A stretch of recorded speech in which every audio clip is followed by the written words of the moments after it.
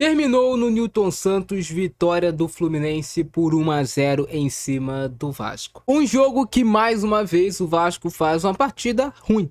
O Vasco teve tudo para pelo menos empatar esse jogo. O Vasco jogou com um jogador a mais desde ali dos 20 minutos do segundo tempo. Mas falando com vocês sobre a cronologia do jogo e o que decidiu a partida, mais uma vez a bola parada. Há quanto tempo eu venho falando aqui com vocês que o Vasco precisa contratar um treinador especializado em bolas paradas?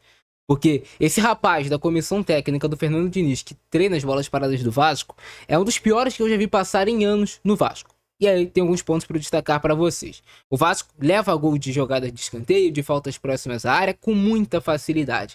E o Fluminense, pelo contrário, tem como um dos seus pontos fortes as jogadas ensaiadas de bolas paradas. E isso decide jogo, isso decide campeonato.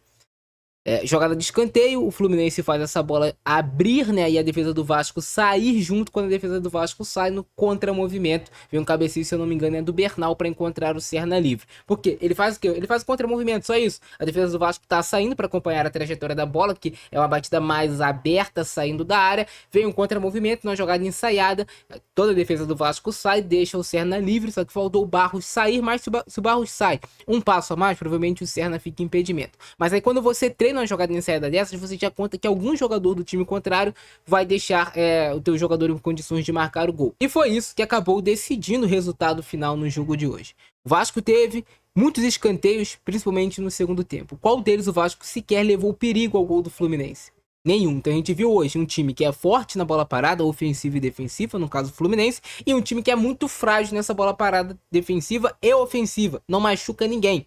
Se há escanteio pro Vasco, ninguém coloca nem expectativa de que vai sair algum gol. Então o Vasco precisa o quanto antes contratar um treinador para a comissão técnica permanente específico para bolas paradas. Esse é o primeiro ponto. Agora falando sobre o que aconteceu na partida em si. Um primeiro tempo que era equilibrado até o momento, nenhum dos dois times tinha tido grandes oportunidades. Nenhum dos dois times tinha tido grandes oportunidades de gol, era um jogo muito de meio de campo, o Vasco adotando uma marcação num bloco alto em alguns momentos, mas sem pressionar o Fluminense, deixava os zagueiros do Fluminense trabalharem com alguma liberdade, o Fluminense fazia uma linha de 3 atrás e tinha mais um jogador atrás dessa primeira linha de pressão do Vasco, que sempre era o Martinelli. E o Fluminense também não estava com tanta pressa assim no jogo, era um jogo até muito estudado, os dois times com alguma dificuldade de realmente pisar na área do adversário, o Vasco do seu modo, né, tentando sempre sair tocando de trás. Só que essa saída de bola do Vasco é ineficaz para o time, e isso tá mais do que provado. Porque o Vasco, ele toca lá atrás, até escapa da pressão do Fluminense. Mas me fala quantas vezes essas jogadas terminam em gol ou em finalização pro Vasco.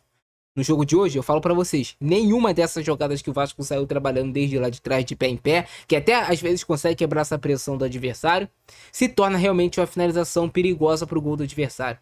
Não tem. Então o Vasco faz uma jogada que já tá identificado que, pô, não tá surtindo efeito. E o técnico tem que ver como que surte efeito o Vasco. É jogando mais na bola longa, é jogando mais na bola curta, treina a pressão do adversário. E se eu tô treinando a pressão do adversário, até tô conseguindo quebrar essa primeira parede do adversário, mas depois eu não consigo ser produtivo dali pra frente, você tem que treinar isso. Você não pode deixar só pela intuição e pela criatividade dos jogadores. Os movimentos têm que ser treinados. Lá de trás, ok, saiu da pressão, mas aí depois do meio pra frente. E um time do Vasco que perde peso, essa é a verdade. Você vê no jogo de hoje, quem chama a responsabilidade no time do Vasco? Hoje ninguém. É um time jovem, tu pegar a margem de idade do time do Vasco, a maioria dos jogadores é abaixo de 30 anos de idade. A maioria, assim, do Vasco é entre 22, no máximo 28 anos de idade. É um time que perde referência, perde os jogadores que decidiam os jogos, né? Principalmente o Ryan, e aí a gente não consegue encontrar uma reposição à altura, que seria muito difícil. Mas era o primeiro tempo, foi um primeiro tempo equilibrado. Só que o Fluminense decidiu o primeiro tempo na bola parada. E o Fluminense joga de forma mais consciente do que o Vasco, os movimentos fluem com maior naturalidade. Mas mesmo assim era um primeiro tempo equilibrado. Mas o Vasco consegue levar o gol de jogada de bola parada. E só consegue ameaçar uma finalização do Rojas de média e longa distância. De resto, o Vasco foi improdutivo no ataque. Era aquele jogo equilibrado, muito de meio de campo. O Fluminense tem possibilidade de contra-ataque, porque o Vasco, assim que leva o gol, o Vasco adianta muito o seu time e deixa no mano a mano. A defesa em vários momentos. O Acosta e o John Kennedy no mano a mano contra os dois zagueiros do Vasco. Aí o Fluminense ia ter uma vantagem, talvez qualitativa. A vantagem o quê? Dessa bola que é quebrada pra frente, o lançamento longo, o jogador do Fluminense na qualidade conseguir se sobressair em cima. O Vasco até se comporta bem. Teve um lance que o Robert Renan foi muito bem, que ele tava contra dois do Fluminense e ele consegue fechar muito bem a linha de passe, induzir o John Kennedy a tentar esse esse passe.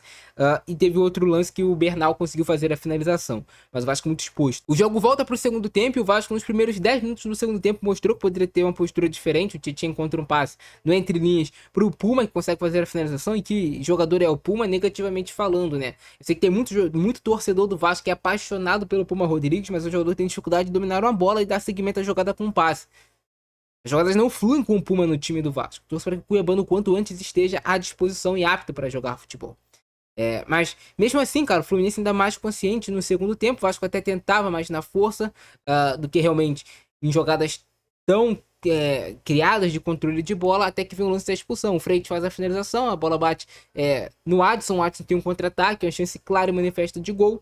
Eu acredito que se o Bernal não puxa ali o Adson e faz a falta para parar, o Watson provavelmente faria o gol. Eu acredito que ele faria o gol, porque ele é um jogador mais rápido do que todos os jogadores do Fluminense que estavam vindo na recomposição atrás. Ele estava na frente. Bernal troca a expulsão dele por uma chance muito clara de gol do Vasco. E que deu certo, cara, pro Fluminense. Porque talvez o Watson, se ele segue, ele faz o gol. Talvez agora a gente estivesse falando de um empate. Mas o Vasco perde porque, mesmo com um homem a menos, o Fluminense já sabia, cara, que o Vasco não ia conseguir criar basicamente nada, como não criou. O Fluminense baixa seu bloco de marcação, compacta, continua marcando muito bem nas laterais, principalmente o Andrés Gomes, porque o Andrés Gomes não conseguiu jogar hoje. Primeiro, o gramado tem um tempo de bola diferente. Eu vi que o Andrés Gomes sentiu, como vários jogadores dos dois lados sentiram. O outro ponto, o Fluminense marcava com Samuel Xavier e com Canobi, e ainda tinha mais uma sobra atrás do Andrés Gomes. Então dificultava muito. E quando o Fluminense baixa o seu bloco de marcação, dificulta mais ainda para o Andrés Gomes conseguir jogar. Então o Vasco ele não conseguiu criar essa vantagem qualitativa que eu falei anteriormente, que é do 1 contra 1, por exemplo, contra o adversário. E aí, por meio dessa vantagem, por conta da qualidade do Andrés Gomes, ele se sobressaiu. O Vasco não conseguiu criar isso. Era o tempo todo o Andrés Gomes marcado por 2 ou por 3 jogadores do Fluminense, que estava bem postado defensivamente. O Diniz tenta algumas trocas, adianta o time, mas o Vasco insiste no seu vício de cruzar bolas para a área. O único jogador do Vasco que tenta jogar por dentro é o Rojas, mas assim que momentos os jogadores do Vasco não entendem. Ele encontra uma bola no entre linhas, já dentro da área para o Brenner. É uma bola vertical muito boa que o Brenner parece que demora a entender. Quando ele vai entender, a bola escapa já no domínio.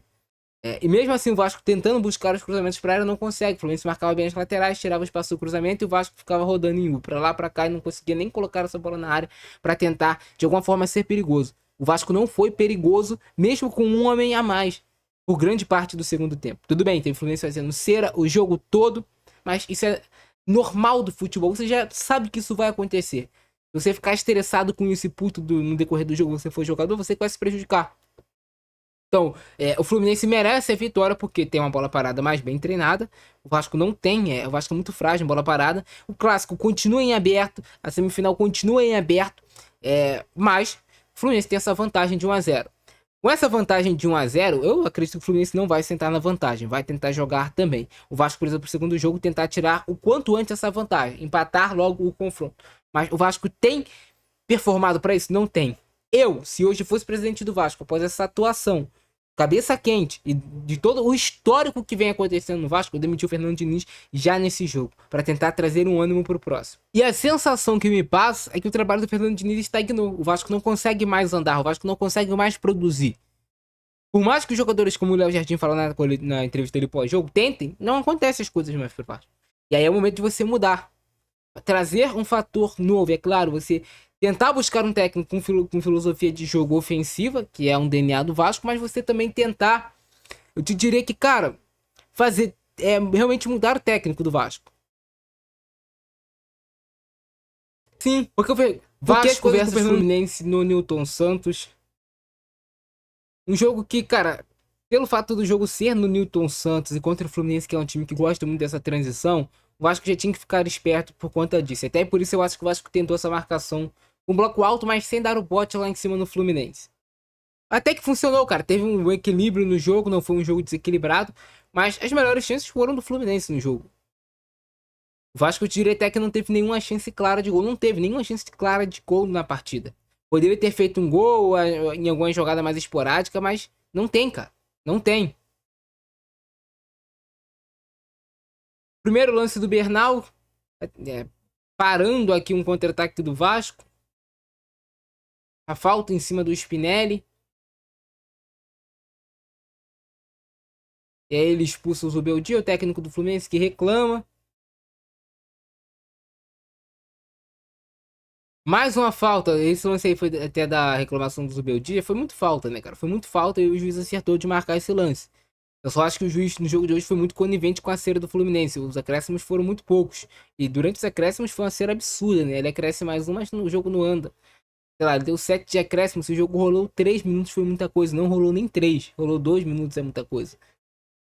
E aqui o lance que vai culminar no gol do Fluminense, né? O Saldivia se recupera, consegue tirar essa bola para escanteio. Só que a bola parada, defensiva, é um pesadelo pro Vasco.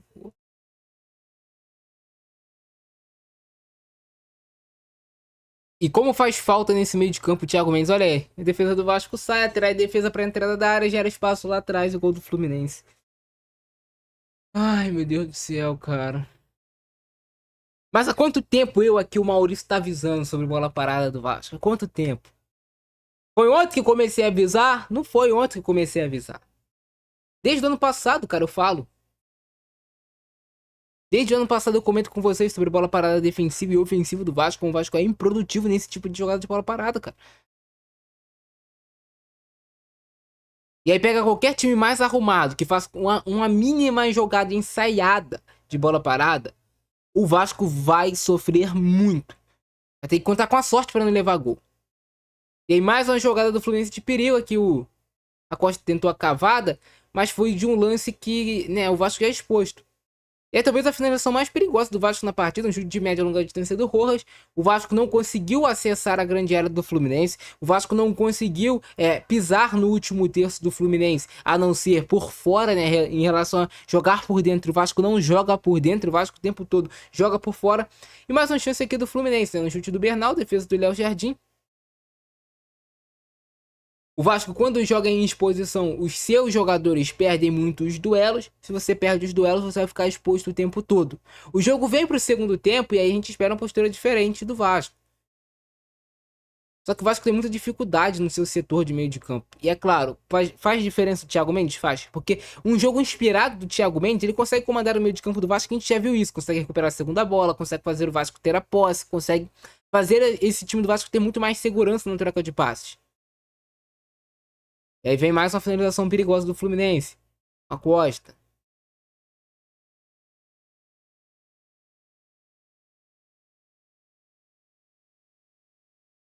E aí o lance de perigo do Vasco, né? O Puma fazendo a finalização. Teve tempo e espaço para finalizar, mas finalizou em cima do Fábio. Poderia ter buscado a finalização bem melhor. E uma das principais jogadas do Vasco, que é o lateral pisar por dentro. E aí o Vasco consegue gerar espaço. Porque esse passe entra vertical, que é o que pouco acontece no Vasco. E aí o lance. Esse primeiro é o lance do John Kennedy, que leva cartão amarelo, que já era pra ter levado o cartão muito antes. O John Kennedy, eu acho que nesse jogo, no mínimo, fez 5 faltas. E o juiz foi só na quinta dar o cartão amarelo. E algumas faltas até um pouco mais pesadas, assim, do John Kennedy. Acho que ele já poderia ter amarelado o jogador do Fluminense antes. E aí o Vasco em exposição, ó.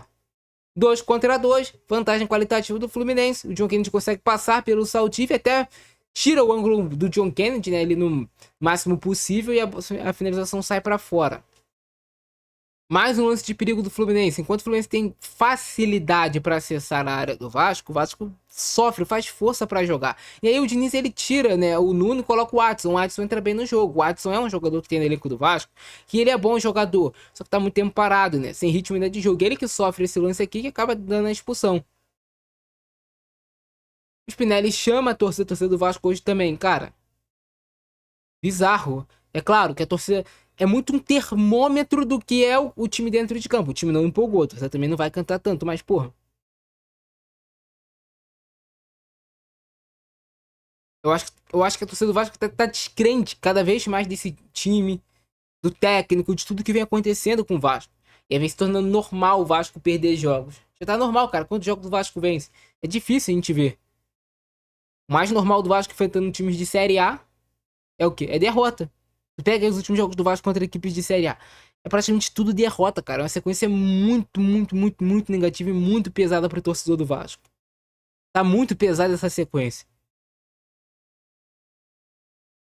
Mas a jogada ensaiada do Fluminense, que o jogo do Fluminense termina finalizando jogada de bola parada. E esse lance aqui, cara, é por isso que eu falei do gramado sintético em relação ao Andrés Gomes. Deu pra ver que ele perdeu um pouco do tempo de bola, perdeu um pouco de noção. Se faz, parece que não faz diferença, mas se ele, por exemplo, tá acostumado jogando no gramado sintético, ok, ele consegue se adaptar mais rápido. Mas quando o jogador ele não tá acostumado, ele acaba perdendo um pouco desse tempo de bola. E aí causa também esse erro técnico dele.